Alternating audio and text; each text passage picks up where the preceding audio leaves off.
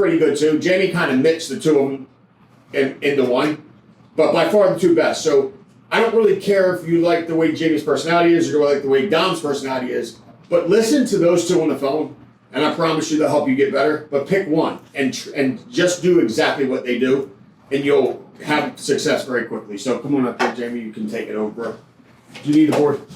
Well, these are all different types of leads, so I'll kind of maybe look at that for that. Okay. All right. Well, yes, the phones are the most important part of what we do, and your week can either be amazing or it can be really crap if when the phones are involved. Meaning, like, if you don't set your week up and have your dial sessions so tight that the rest of your week can kind of go by the wayside. A lot of times people come in here and they're like, oh, I'm setting appointments and this person said they could see me on Monday and I'm going to see him on Monday at like 3. So I won't be at the office. I'm like, no, Monday is not a run day. Monday is actually a dial day. So you're in control of your schedule. You can't see them on Monday because you're not running on Monday. So sometimes when in the beginning, these are just some little mistakes that people do that will make or break their entire week. So now what we just did was we went and saw one person. We didn't sell them because it was only one, or maybe there was a one leg, or they weren't there, or just whatever. Things can just happen, and now we jacked up our whole dial session, which could have had the next day set up with 10 appointments, and then now the next day, now you've got a dial on a day that you're supposed to be running. We need to make sure that a dial day is a dial day and a run day is a run day, and they do not intertwine ever. Just like you would treat any other job. If your job said you had to be to work at 9 o'clock on a Monday, but you showed up at 11 o'clock, you would probably be fired. So let's not fire yourself because you have control of your schedule. So before we ever even get started dialing, we got to make sure that our mindset is right. Frank kind of hit on that, but I'm a big believer in what you tell yourself you will believe. And it doesn't matter if you tell yourself really good things or if you tell yourself really crappy things. Whatever you tell it, you believe. And sometimes you're not even really telling it. Sometimes a little subconscious voice in your brain tells you stuff, and you then start to believe that. So sometimes your voice has to be louder than that little voice that you hear in your head. And it can sound sometimes like this, like nobody's going to answer, or they only want a quote, or they're probably not going to want to do business with me because their mortgage says here that it's $500,000. They don't probably need this, right? That little voice that talks to you like that, your voice has to be louder than that, and it sounds something like this. I'm awesome at what I do. Everybody I talk to is going to set an appointment with me. Every person that I call is going to answer. Every person I go see is going to do business with me. They're waiting to hear from me. I love setting appointments. I love what I do. I love seeing families. They all are attracted to me and want to be in business with me. See, these are the things that have to actually speak louder than the little voice that's talking to you some days that tells you just don't want to do it. Tells you the phone's too heavy. Tells you that you're just not good at this. Tells you that you'll never be good at this. See, these are all the things that every top producer has heard. You're not alone when you're sitting there and like feel deflated or feel like you just don't want to pick the phone up. You're not alone. Every single person in this business has all heard that same little voice. But what sets the next level up is that voice of our own tells that little voice quiet. And so we have the decision, we have the choice, but in order to make that happen, you have to kind of take it upon yourself. No one's going to come here and give you energy. No one's going to come here and give you confidence. You've got to find that in deep down. You've got to figure it out. Borrow somebody else's confidence. But it starts with you getting around people who are really good, and it starts with positive affirmations, and it starts with self-talk. So, whatever junk you have going on in your world, in your life, whether it's your bank account looks crappy, or your marriage is in shambles, or your kids are just not, being the kids you had hoped that you raised to be. Whatever it is, we all have stuff. We've all had stuff that has gone on. But when it's dial time, everything has to be put to the side. You have to just step out and say, you know what? I'm not dealing with that today. These people on this form, they need me. And because I raised my hand and said, I have a license, I am going to help them. What if your parents or your family member filled out a form and somebody was just too scared to pick up the phone and call them to go help them with insurance? And then they passed away and they didn't have the coverage. How would you feel? Now you're left to pick up the pieces because you thought that somebody was responsible enough to go ahead and help your family member. See, that's how I look at every single lead. This is a family member. This could be my best friend's sister, cousin, or whomever. that requested coverage, and I said, yes, I have an insurance license. I grabbed these leads and said, yes, I will protect these families. That's how I look at a lead. So when you start looking at a lead like that and not just a piece of paper or a transaction or maybe a commission, it's a different ballgame. Every person that filled out a form said, please help me. And you are the person assigned to help them. So before you pick up that lead, that's how I look at it. I don't need to look at anything else. I don't even care about it. I don't care where they live, what their zip code is, what kind of money they make, how old they are, what their mortgage loan amount is. I don't care about any of that stuff. This is a family that tomorrow, if they drove on 95, could get into a car accident and pass away. And it's my job because I raised my hand and said, I'm a licensed life insurance agent and I'm going to help this family today. So when they tell me something crazy like they can't see me tomorrow or they were so busy, they're at work or they can't talk now, I don't hear any of that. I don't hear anything that they say. I don't hear the word no. I don't hear the word I'm not interested. I don't hear I've already took care of it. I don't hear any of that. All I know is this family could pass away tomorrow and it's my job to make sure that they're in a better spot. Their family's in a better spot because they filled out a form, raised their hand and said, protect me. And when you have that kind of conviction in your spirit and in your soul before you go to dial, it's game over. That's how it works. Okay, so we'll go over some scripts here, but please, before you ever get started, make sure that your mindset is right and make sure you understand exactly what you chose to do, which is you got an insurance license, you bought these leads, and you said, I'm going to serve families. So we're going to cover a little bit about phone scripts. I'm going to cover internet lead phone script, final expense phone script, and then I'll also cover just some old mortgage because that's what people can get out of the CRM right now. And if you're on here, more than likely, you're going into the CRM and you're grabbing some leads out of here because mail takes a couple weeks to come in. We need people to call right now. So let's cover internet leads first because that's what everybody's using right now and that's what's very profitable. So it's pretty simple. Should we role play? Sure. We have 4 minutes? Yeah. Okay. Yeah, we're gonna. Ring, ring. Hello. She pointed at me. Double banger. I'm gonna set both of you. Give me a second. Wow, that was weird. Two for and if what? that ever happened, I would laugh just like that. And like, whoa, who's this? 2 for All what? right, Mike. Yes. Hey, Mike, this is Jamie giving you a quick call. Benefit Center, I'm just giving you a call back. Looks like you were on the internet and inquired about some basic insurance information, and our office has just been assigned to help you out with that information. Go through it with you quick. Now, Mike, I see here you're at 123 Main Street, correct? Yes. And I see here your birthday is 12/25/77, right? That's correct. All right, perfect. Christmas baby, awesome. So, like I said, my job's just to go through the information with you quick, see what you qualify for. They have me in Baltimore tomorrow. Now, Mike, are you working, retired, or disabled? I'm retired. Okay, perfect. So, I've got a few time slots that are still open. Are mornings or afternoons usually going to be better for you? Mornings work. Morning. So I have either 9 or 10:30. Which time would you want? 10:30. 10:30. Okay, and I just want to confirm a few things here. I got your address, and you're in 21222, zip code. Correct. Okay, and the parking, is that on the street, driveway? Driveway. All right, and then when I come to the house, am I going to see the numbers pretty clear? And is it just like a friendly knock or doorbell? Doorbell. Okay, perfect. So my name was Jamie again, and like I said, I've got you tomorrow at 10:30. Please make sure you jot that down. I don't want there to be any surprises, but I've got you tomorrow around 10:30. Give or take a few minutes on either side of that, just in case I'm seeing a bunch of people. But I've got you tomorrow at 10:30, and I'll be in and out of your hair in no time. I can't wait. All right. So 40% of the time, it's going to go like that. That means there's 60% of the time, it's not going to go like that, right? I already know the statistics. It's fine. I'm fine with it. I already know that I'm going to get some stuff going on here that I need to overcome. Most of the time, you're going to overcome just the same 2 or 3 things. I'm not interested or already took care of it are the 2 basic things that you're going to get most of the time. So, Mike, go ahead and give me I'm not interested.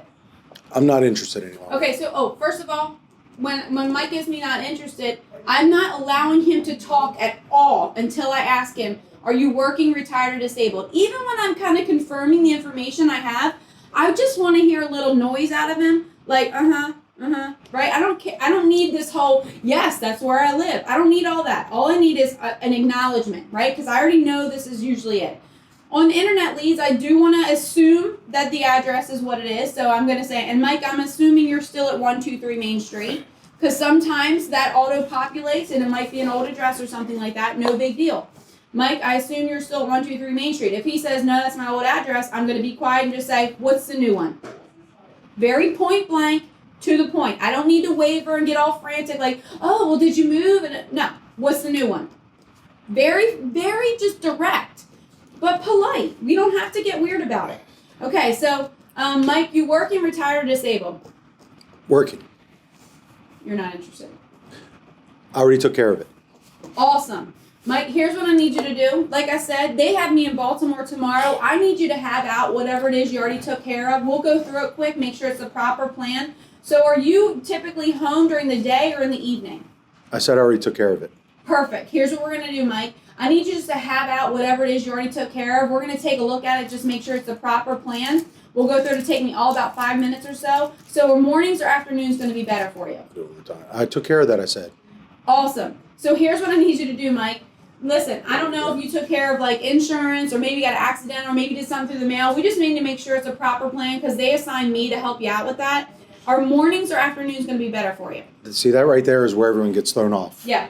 As soon as they give the objection, then they get all flustered. It's the same thing. They go right back. You can repeat yourself 25 times if you have to. Who cares?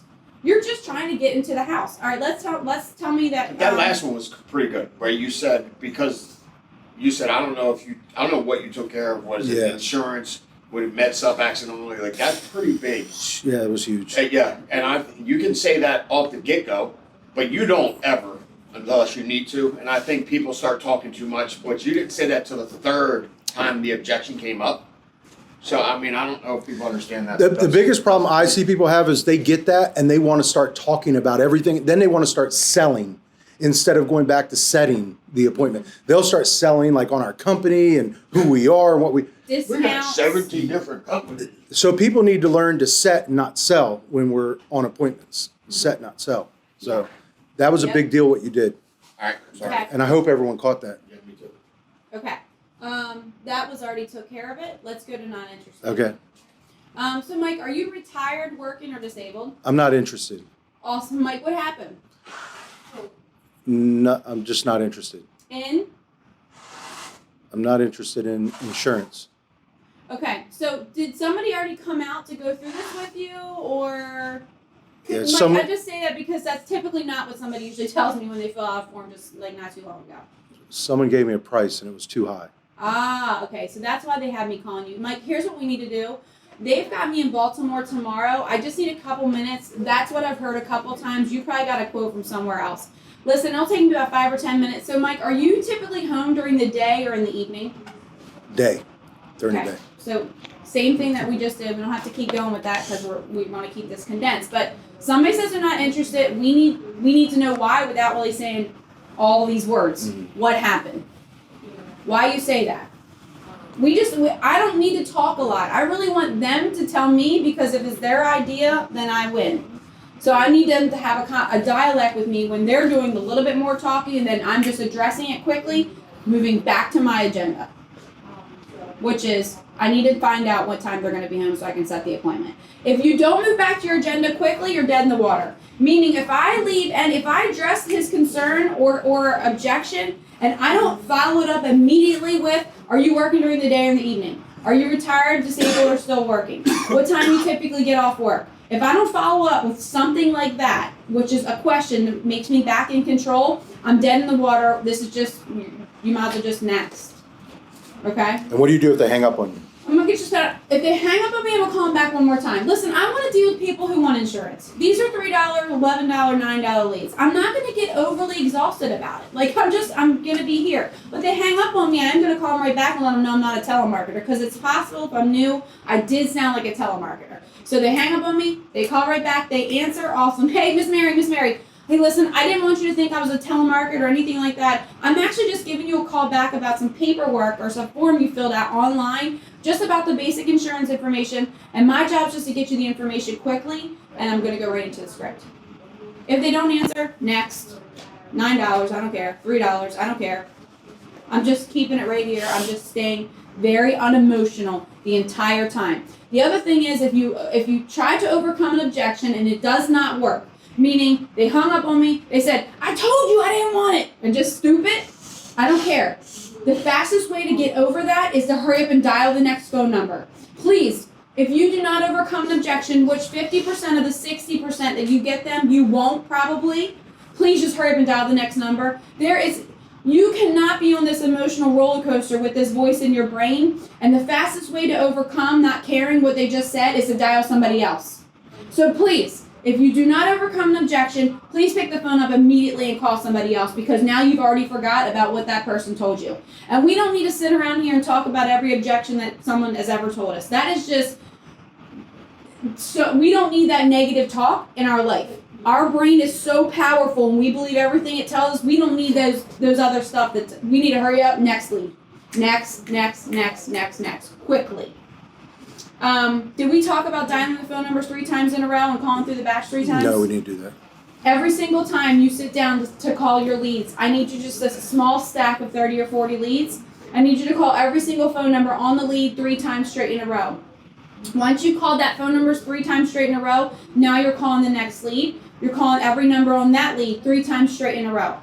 And you're going through that small stack 3 times. So we say 3 times, 3 times, 3 times. In a small window, they have got to see your phone number show up on their caller ID like 12 times in that small window. Telemarketers do not call like that. Robocalls do not call like that. A human being calls like that. And we're a human being trying to serve a human being who filled out a form and said, I need protection, and you raised your hand and said, I have a license and I'm going to help out. So I don't know if we want to hit on anything else. Want to do an age mortgage? Because people are buying a lot of age mortgage stuff. Yeah, no problem. So this is going to be an aged mortgage protection form that you probably got out of the CRM, or maybe your manager's been here a little bit, has given you. So it's going to go ring, ring. Hello? Mike?